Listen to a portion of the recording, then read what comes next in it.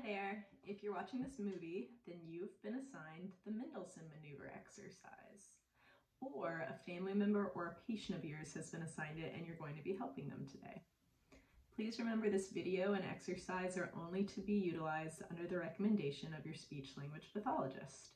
If you feel pain or are feeling any unusual symptoms while utilizing the exercise, please stop and reach out to your general medical team before you continue utilizing it.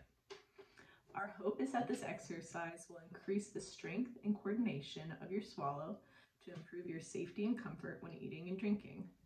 This exercise is specifically designed to increase the flexibility and strength of the strap muscles in your neck.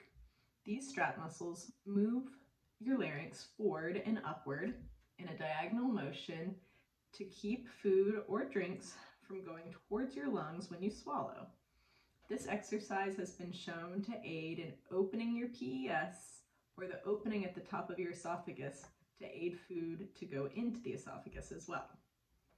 The effectiveness of swallowing exercises has been known to vary from patient to patient. However, you can improve the likelihood of their effectiveness with routine implementation or practicing them as often as possible with the appropriate moves. Now let me show you the Mendelsohn Maneuver. Collect all the saliva in your mouth and move it into the center of your tongue.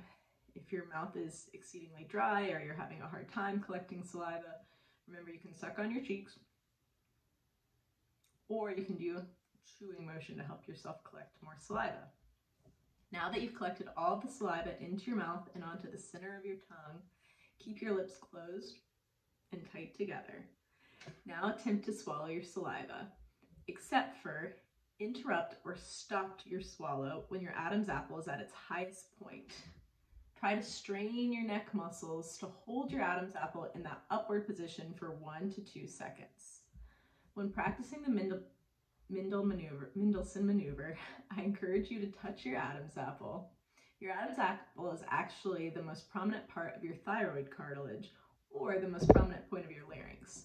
So touching your Adam's apple serves as immediate feedback to show you how your larynx is ideally moving forward and upward, and then staying up at its highest point as you're straining those muscles.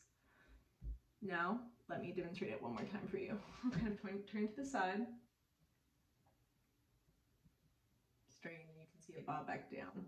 So taking your spit in your mouth, holding it in the center, closing, swallow, and straining.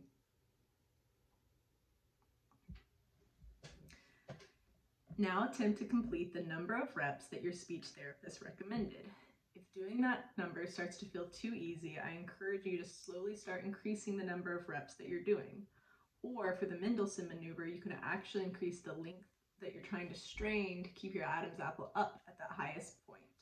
For instance, we started with 1 second. Maybe the next time you try 2 seconds, and as that gets easier, maybe you try to strain for 3 to 4 seconds. You can also do that with the number of reps. So 10 Mendelsohn maneuvers in a row versus 15 next time if that feels too easy. I encourage you to use a checklist or to make a note on your phone or a piece of paper every time you complete your exercises to best document your consistent hard work and progression in the number of reps or the seconds that you're using your Mendelsohn Maneuver. I've included detailed directions in the notes for this video. Please do not hesitate to reach out to your speech therapist or the speech team if you have any further questions about this exercise. Thank you so much.